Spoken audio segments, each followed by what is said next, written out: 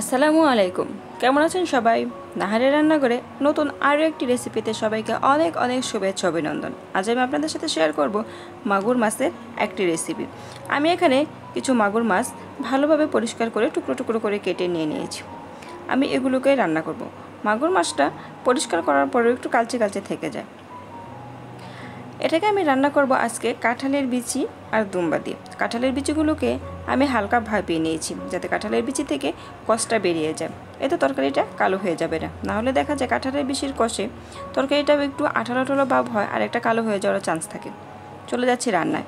চুলায় একটি হাঁড়ি বসিয়ে দিয়েছি। হাঁড়িটা ভালোভাবে গরম করে নিয়ে দিয়ে দিচ্ছি পরিমাণ মতো তেল। আপনি যতটুকু তরকারি রান্না করবেন সেই অনুযায়ী তেলটা নিয়ে নেবেন। তেলটা ভালোভাবে গরম করে নিচ্ছি। তেলটা যখন ভালোভাবে গরম হয়ে আসবে সে পর্যায়ে এখানে দিয়ে দিচ্ছি 1 চামচ পরিমাণে রসুনের পেস্ট, 1 চামচ পরিমাণে জিরের পেস্ট আর 1 চামচ পরিমাণে পেঁয়াজের পেস্ট। আমি এই পেস্ট মশলাগুলোকে খুব সুন্দর করে ভেজে নেব। এগুলোকে নেড়ে চেড়ে খুব সুন্দর করে ভেজে নিতে হবে। তবে এগুলোকে আবার কিন্তু পুড়িয়ে ফেলা যাবে না। এগুলো কিছুটা ভাজা হয়ে আসলে দিয়ে দিচ্ছি 1.5 চামচ করে মরিচ, হলুদ আর ধনিয়া গুঁড়ো। আপনারা যে যেরকম ঝাল পছন্দ করেন সে অনুযায়ী মরিচটা নিয়ে নেবেন। তারপরে পরিমাণ মতো লবণ এখানে দিয়ে দিলাম। এবার সকল উপকরণ একটু মিশিয়ে নিয়ে দিয়ে দিচ্ছি পানি, যাতে মশলাটা পুড়ে না যায়। পানি দিয়ে এবার আমি এই মশলাটাকে ভালোভাবে কষিয়ে নিব। মশলাটাকে পানির সঙ্গে ভালোভাবে মিশিয়ে নিয়ে ঢাকনা দিয়ে ঢেকে দেব 2 মিনিটের জন্য। 2 মিনিটেই মশলাটা ভালোভাবে কষানো হয়ে আসবে। 2 মিনিট পর ঢাকনা খুলে মশলাটাকে আরও একটু নেড়ে চেড়ে দিচ্ছি। মশলাটা প্রায় কষানো হয়ে এসেছে, তেলটা উপরে ভাসতে শুরু করেছে। মশলাটাকে নেড়ে চেড়ে নিয়ে এ পর্যায়ে আমি আগে থেকে রেডি করে রাখা মাছগুলিকে এখানে দিয়ে দিচ্ছি। মাছ দিয়ে এখানে কোনো পানি ব্যবহার করব না। এই মশলাতে প্রথমে মাছটাকে হালকা কষিয়ে নেব। মশলাতে যে পরিমাণ পানি আছে আর মাছের গা থেকে যে পানিটা বের হয়ে আসবে সেটা থেকে মাছটা খুব সুন্দরভাবে কষানো হয়ে যাবে। এখানে এক্সট্রা পানি ব্যবহারের কোনো প্রয়োজন নেই। মাছটাকে 2 মিনিট প্রথমে কষিয়ে নিচ্ছি। মাছটা 2 মিনিট কষানো হয়ে আসলে এ পর্যায়ে আমি কাঁঠালের বিচিগুলোকে দিয়ে দিচ্ছি। যেহেতু কাঁঠালের বিচিটা শক্ত আর দুম্বাটা নরম, তাই কাঁঠালের বিচিটা আগে দিয়ে দিচ্ছি যাতে এটা ভালোভাবে সিদ্ধ হয়ে যায়। যদিও আমি এটাকে হালকা ভাপিয়ে নিয়েছি, তবুও মাছের সঙ্গে কাঁঠালের বিচিটাকে ভালোভাবে কষিয়ে নেব। প্রথমে এগুলোকে মিশিয়ে নিয়ে তারপর সামান্য পরিমাণে পানি দিয়ে ঢাকনা দিয়ে ঢেকে 2 মিনিট এটাকে কষিয়ে নিলেই হয়ে যাবে।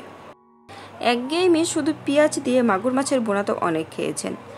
একবার এইভাবে কাঁঠালের বিচি আর দুম্বা দিয়ে মাগুর মাছটা বোনা করে খেয়ে দেখবেন এর টেস্টটা আপনার সারা জীবন মনে থাকবে। আর মাগুর মাছ হলেই এইভাবে আপনার রেসিপিটা তৈরি করতে মন চাইবে। 2 মিনিট পর ঢাকনা খুলে একটু নেড়ে চেড়ে দিয়ে দুম্বাটাকেও এখানে দিয়ে দিচ্ছি। দুম্বাটাকেও এই মাছ আর কাঁঠালের বিচির সঙ্গে মিশিয়ে নিয়ে এটাকেও 2 মিনিট কষিয়ে নেব। এটাকে ভালোভাবে কষিয়ে নিয়ে তারপর আমি এখানে ঝোলের জন্য পানিটা দিয়ে দেব। পানিটা একটু বাড়িয়ে দিতে হবে, যেহেতু এটা মাখা মাখা ঝোল রেখে আমি নামিয়ে নেব। রান্নার পর যাতে এইরকম পানিটা থেকে যায় তাই আমি এখানে আরও একটু পানি দিয়ে দিচ্ছি। এবার এটাকে আমি ঢাকনা দিয়ে ঢেকে 10 মিনিট রান্না করে নেব। আর যদি কোনো নতুন বন্ধু আমার চ্যানেলের রেসিপিটি দেখতে এসে থাকেন অথবা আপনি পুরাতন রেগুলারই আমার চ্যানেলের ভিডিওগুলো দেখেন কিন্তু এখনও আমার চ্যানেলটিকে সাবস্ক্রাইব করেননি, তাহলে প্লিজ প্রথমে আমার চ্যানেলটিকে সাবস্ক্রাইব করে নেবেন। 4 থেকে 5 মিনিট পর ঢাকনা খুলে এটাকে আমি আরও একটু নেড়ে চেড়ে দিচ্ছি। দুম্বা থেকে অনেকটা পানি বের হয়ে এসেছে। আমি এগুলোকে আরও একটু সময় রান্না করে নেব, ঝোলটাকে আরও একটু কমিয়ে নেব। আমি লবণটা দেখে নিচ্ছি এটা ঠিকঠাক আছে কিনা।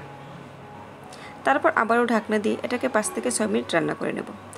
আমার আজকের এই কাঁঠাল বিচি আর দুম্বা দিয়ে মাগুর মাছের ঝোলটা আপনাদের কাছে কেমন লাগলো সেটা প্লিজ কমেন্ট করে জানিয়ে দেবেন। আর ভালো লাগলে অবশ্যই ভিডিওটিতে একটা লাইক করে যাবেন। আর এটা খেতে কেমন টেস্ট হয়েছে সেটা পরীক্ষা করার জন্য বাসায় একবার হলেও একদিন বানিয়ে খাবেন। আমি এখানে 2টা কাঁচামরিচের ফালি দিয়ে আবারও ঢাকনা দিয়ে ঢেকে দিচ্ছি 3 থেকে 4 মিনিটের জন্য। 3 থেকে 4 মিনিট পর ঢাকনা খুলে এগুলোকে নেড়ে চেড়ে নিচ্ছি। আমার মাগুর মাছের ঝোলটা রান্না একদমই কমপ্লিট। এবার এটাকে চুলার ফ্লেম অফ করে নামিয়ে নেব আর গরম গরম ভাতের সঙ্গে পরিবেশন করে নেব। একঘেয়েমি মাছ ভুনার থেকে এভাবে যদি মাগুর মাছটা আপনি সবজিতে ভুনা করে নেন এটা খেতে হয় সত্যি অসাধারণ।